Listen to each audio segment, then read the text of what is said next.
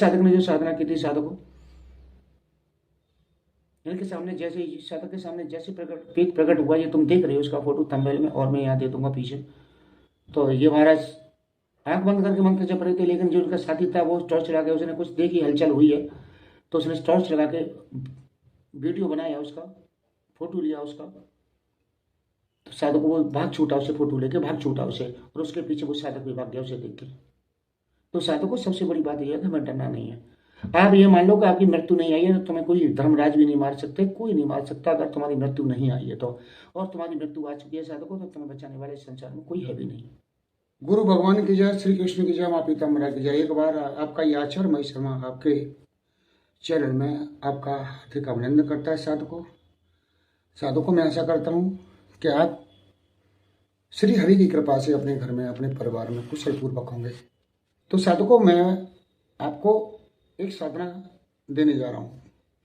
देखो साधकों, ये साधना जो है तामसिक साधना है और अघोर पद्धति की साधना है साधकों ये। हालांकि मैंने कोई तामसिक एक दो साधना प्रारंभ में तामसिक डाली थी, उसके बाद कोई तामसिक साधना नहीं डाली है। लेकिन साधकों जो व्यक्ति तामसिक प्रवृत्ति के हैं उन्हें तो तामसिक प्रवृत्ति की ही साधना चाहिए, तो ये उन्हीं लोगों के लिए तामसिक प्रवृत्ति की साधना है साधकों। और मैंने एक साधक को ये साधना कराई भी है, आपको बता दूं, और उसने जो 3 दिन में सिद्ध कर दिया इसे। ये प्रेत साधना है साधकों, जो प्रेत को सिद्ध किया जाता है। और जिस साधक ने इस प्रेत को सिद्ध किया था साधकों, 3 दिन में उसके सामने खड़ा हो गया था कि वो साधक और उनका एक मित्र था, वो जो है तो उनके मित्र ने टॉर्च लगा के उसका फोटो खींचा है, जो थंबनेल में आप देख रहे होंगे साधकों।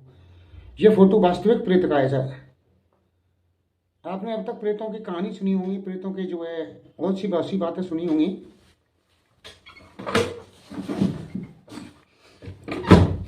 लेकिन प्रेत आपने वास्तविकता में रूम में प्रेत को नहीं देखा होगा। जो थंबनेल में मैं लगा रखा है साधकों, वो प्रेत का वास्तविक फोटो है।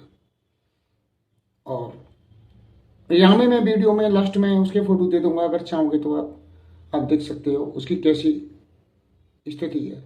साधकों हम बात करते हैं प्रेतों की और मृतक आत्मा की।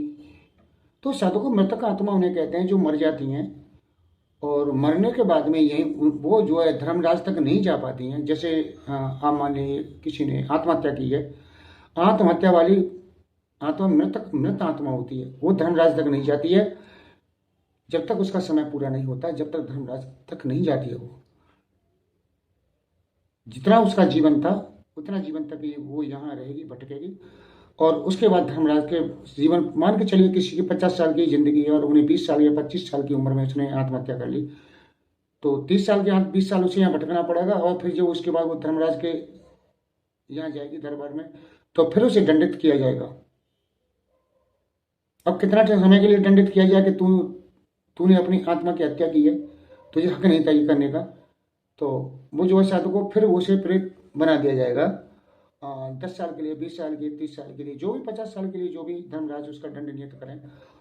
तो ये मृत आत्मा होती हैं। और प्रेत आत्मा उन्हें कहते हैं साधकों जो धर्मराज के जाती हैं और अपने कर्मों के अनुसार दंड भोगने के लिए फिर पृथ्वी पर आती हैं, उन्हें प्रेत कहा जाता है साधकों को। तो मैं ये दोनों बातें मैंने आपको बता दी और साधकों आपको समझ में आ गई भी होंगी। तो साधकों ये प्रेत आत्मा की साधना है, जिससे सैकड़ों सालों से पड़ी हैं या हजारों सालों से यहाँ पड़ी हैं। तो साधकों ये प्रेत आत्मा अच्छी तो होती नहीं, आप जानते हो, कर्मों के अनुसार अपने भोग भोगती हैं। लेकिन ये सिद्ध जब हो जाती हैं तो साधकों मनवांछित फल प्रदान करती हैं। और इन्हें सबसे बड़ी आशा ये रहती है साधकों कि जो है इनकी मुक्ति हो। लेकिन इनकी मुक्ति होती नहीं है, कारण और है, क्योंकि धर्मराज के द्वारा दंडित हैं तो इनकी मुक्ति कोई दे नहीं सकता है। अभी करीब साधकों में बताऊं तो मैं 1 हफ्ते या 10 दिन पुरानी बात बता रहा हूँ। नीरज के कसीर हैं, उन्हें मैंने एक साधना कराई थी, जमीन में धन देखने की, धन खोजने वाली साधना कराई थी। तो वहाँ एक मुसलमानों की पुरानी, मैं जानता हूँ 250 से 300 वर्ष पुरानी एक जो है मकबरा टाइप का कह लो, चाहे उसे छोटा सा महल कह लो, चाहे 12 द्वारी कह लो, ये स्थिति में वहाँ है साधकों। तो वहाँ वो साधक गए थे वो। तो जैसे उन्होंने तुरंत वह भगवान का मंत्र पढ़ के हाथ में जल लिया तो उनके सामने हजारों हाथों प्रेत आत्माएं प्रकट हो गई और वो कहने लगे कि हमें मुक्ति चाहिए, हम आपको अपना ये जो भी है करोड़ों का धन है, जहाँ 50 क्विंटल सोना दबाए, सॉरी 50 किलो सोना दबाए, हाँ हीरे जवाहरात दबाए, ये आप ले लो लेकिन हमें मुक्ति दे दो, अपने गुरु जी से कह दे। तो साधकों उन्हें को मुक्ति तो दे नहीं सकते क्योंकि वो अपने कर्मों के अनुसार दंड भी ले रहे हैं। धर्मराज ने उन्हें दंड दिया तो उसमें हस्तक्षेप ना मैं कर सकता ना कोई और कर सकता। तो वो प्रेत आत्माएं होती हैं साधकों। उन्होंने उन प्रेत आत्माओं को देखा, नीरज ने साधकों जो है 300 वर्ष पहले मृत्यु हुई थी, उन्होंने बुरी कर्म किए थे, उनको देखा था उन्होंने और उन्होंने मना किया कि ये क्रोध भैरव भगवान से संपुट मंत्र से संपुट जो जल है हमारे ऊपर न छिड़के, नहीं हम जल जाएंगे, हमें जलन होगी, हमें आग लग जाएगी। साधकों मैं एक बात और यहाँ बताना चाहूँगा आपको कि ये जो है मनुष्य का शरीर जो है जब शरीर छोड़ता है, आत्मा शरीर छोड़ती है तो उससे पहले उसकी चेतना नष्ट हो जाती है और जब चेतना नष्ट हो जाती है तो उसके जो प्राण हैं उसके कर्मों के अनुसार साधकों उसके दूसरा शरीर का निर्माण कर देते हैं। जैसे जिसके कर्म ऐसे उसके शरीर मिल जाता है तो आत्मा फिर उसी में चली जाती है, उसी शरीर में चली जाती है। बगैर शरीर के आत्मा नहीं रह सकती। अगर शरीर नहीं मिला आत्मा को तो आत्मा मुक्त हो जाएगी, श्री कृष्ण के धाम को चली जाएगी, गोलोक को चली जाएगी, उनमें विलीन हो जाएगी। इसी को मोक्ष कहते हैं साधु को। और साधु संतों को देखा होगा अपने लगातार अधर्म करने से पाप करने से बचते रहते हैं और ईश्वर भजन करते रहते हैं ताकि उन्हें उनके प्राण शरीर का निर्माण न करें और करें तो ईश्वर ही के स्वरूप अनुकूल। ईश्वर का भजन किया है तो ईश्वर स्वरूप में ही, विष्णु स्वरूप में किया है तो विष्णु स्वरूप के, महादेव का किया तो महादेव स्वरूप के, मातृ शक्तियों के किया तो मातृ शक्ति स्वरूपों के शरीर का निर्माण करें तो फिर वो मुक्त हो जाके चले जाते हैं। तो साधु को ये बात है यहाँ हो गई। अब आगे हम बात करते हैं साधु को ये जो साधना निर्जन वन में की जाती है। यहाँ साधु को मैं आपसे निवेदन करूंगा कि इस पर कोई टीका टिप्पणी ये ना करें बहुत सब करके गुरु जी उसे घर में कर लेंगे, कि गुरु जी हमें वहाँ कर लेंगे, गुरु जी यहाँ कर लेंगे। अपना ज्ञान देने की कोशिश ना करें, कृपया जो मैं कह रहा हूँ उसको सुने। तो इस साधु को आपको निर्जन वन में एक बबूल के वृक्ष के नीचे बैठ के साधना करनी है। मैंने पहले भी साधु को बबूल के वृक्ष के नीचे बैठ के साधना बताई है, तो उसमें साधक करील का पेड़ है उसका ले लूँ, उसका ले लूँ, नहीं। साधु को जो है नीति है वही चाहिए।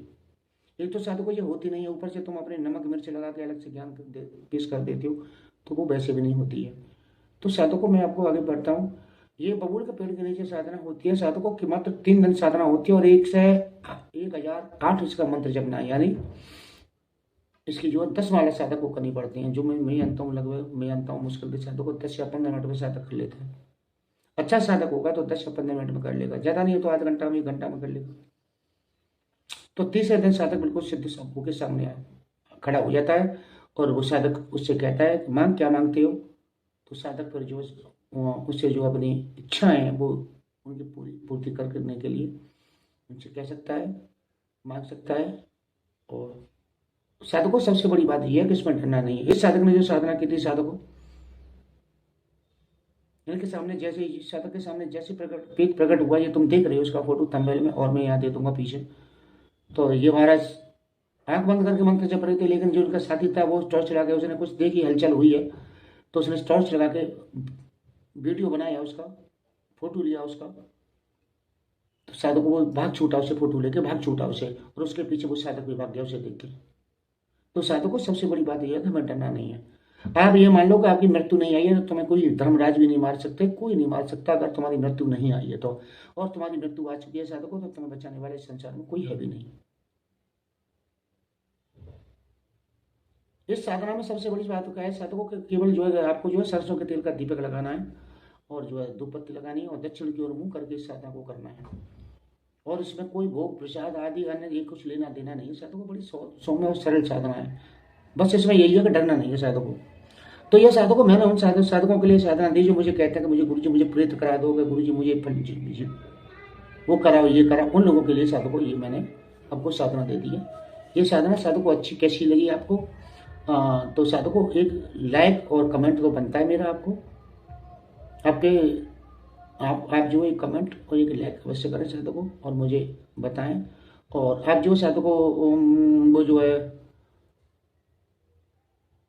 आप मैं साधु को यहाँ मंत्र बता दूँ, कोई दिक्कत नहीं है साधु को, लेकिन मंत्र बताने से क्या है कि साधक मुझे मान लेना कि अगर उसके कर लेंगे तो पहले भी धोखा खा चुका है और दोबारा फिर धोखा खा लेंगे। इसमें कुछ नहीं, साधु को बहुत सीधा साधा मंत्र है, एक जो का नाम है, एक माला गणपति की, एक माला गुरु जी की और एक माला भगवान शिव की, या अपने जो आराध्य हैं आपके भगवान शिव हैं उनकी करने के बाद में मंत्र का उत्कीर्तन करना है। मंत्र का उत्कीर्तन करके साधु को इस मंत्र का जाप करना है।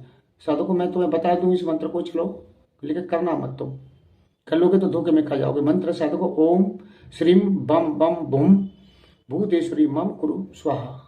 दोबारा फिर ओम श्रीम बम बम भूम भूतेश्वरी मम कुरु स्वाहा।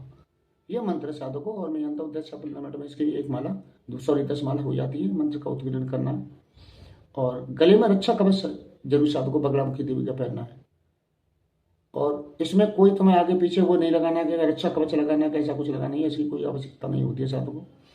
तो मैंने ये मंत्र बता दिया, लेकिन निवेदन ये है कि साधु को आप इसे करना मत था इसी के बगैर मेरी अनुमति के। मैंने एक वीडियो में कहा था साधु को आपको कि आपको जो है असली प्रेत की वो जो है फोटो दिखाऊंगा, तो ये फोटो मैं आपको दे रहा हूँ साधु को। असली प्रेत ऐसा होता है, प्रेत साधु को आपके कर्मों के अनुसार बनता है। बुरे कर्म करेगा, जितने बुरे कर्म करेगा उसी इसी तरह उसकी बुरी गत होती है, बड़े बड़े बाल। ये प्रेत साधु को तुम्हें दिख रहा होगा, मैं लेकिन बता दूं कि ये कम से कम 350 से 400 वर्ष पुराना प्रेत है, क्योंकि राजशाही कपड़े पहने हुए हैं, जैसे पुराने जैसे राजा महाराजा पुराने कपड़े पहनते थे यहाँ से लेके यहाँ तक के, वो राजशाही प्रेत है साधु को। तो हो सकता है ये जो है कोई राजा का प्रेत हो सकता है ये कि किसी बादशाह का प्रेत हो सकता है किसी सेनापति का प्रेत है कोई राजशाही प्रेत साधु को। और आपको और बाकी आपकी आंखें मुझसे ज़्यादा पार की हैं, आप देख सकते हो, मुझसे ज़्यादा ज्ञान रखते हो साधु को। तो मैं वीडियो को समापन करता हूँ, अगले वीडियो में फिर आपसे मिलूंगा साधु को। जब तक के लिए जय कृष्ण जय गोपाल, जय हरिहर, राधे राधे।